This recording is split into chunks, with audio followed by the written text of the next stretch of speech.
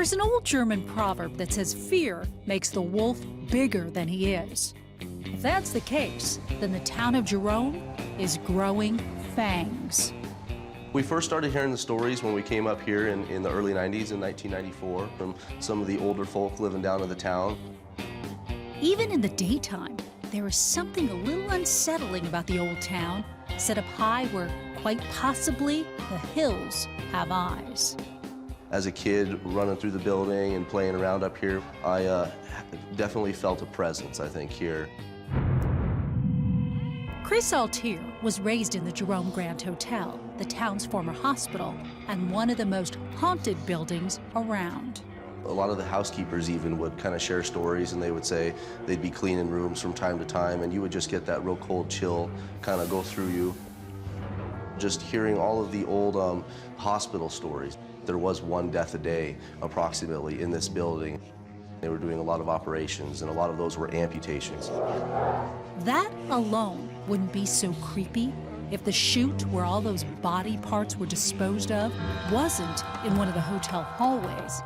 The surgeons and the doctors were able to come out of the operating room, which is down on this hallway, and they were able to walk to that chute and dispose of some pretty gruesome things that were coming out of the operating room. People say the ghosts roam the halls, and visitors to the Jerome Grand Hotel claim they've seen them. We get probably one call every 2 or 3 days from a paranormal group that would like to come up and search at the Jerome Grand Hotel. The biggest group that came up here is without a doubt the Arizona Paranormal Society.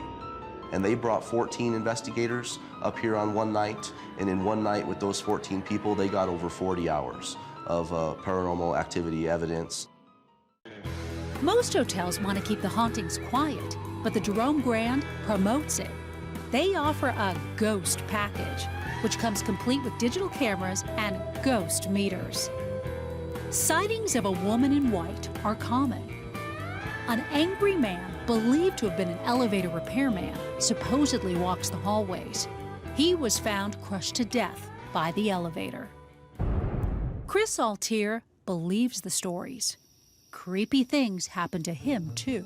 We had nobody scheduled to check in that day. We had nobody in the building, in fact. And the phone started ringing down behind the front desk, and it was on the switchboard.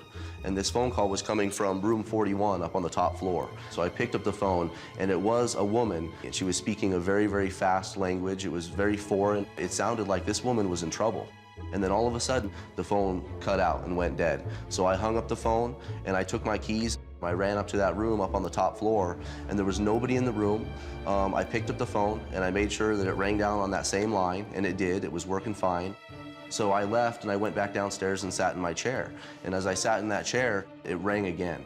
The phone started ringing, and I picked it up, but this time there was just some very, very eerie breathing noises, very disturbing, very raspy breathing noises. If you like the feeling of fright, go there on some full moon night. Even if you don't see anything or anyone, we guarantee it's a Halloween delight.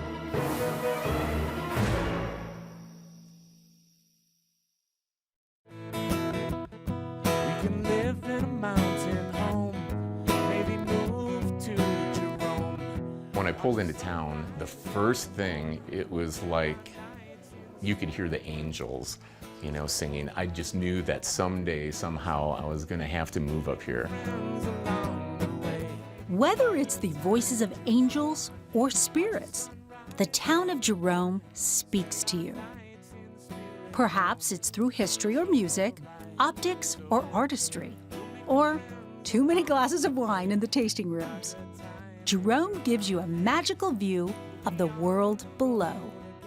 This was a town built on commerce, right? So like the Clinkscale building or some of the other grand buildings in town, it was all about the mining and the commerce, and the view was just secondary. But now we get to, you know, kind of enjoy what's left.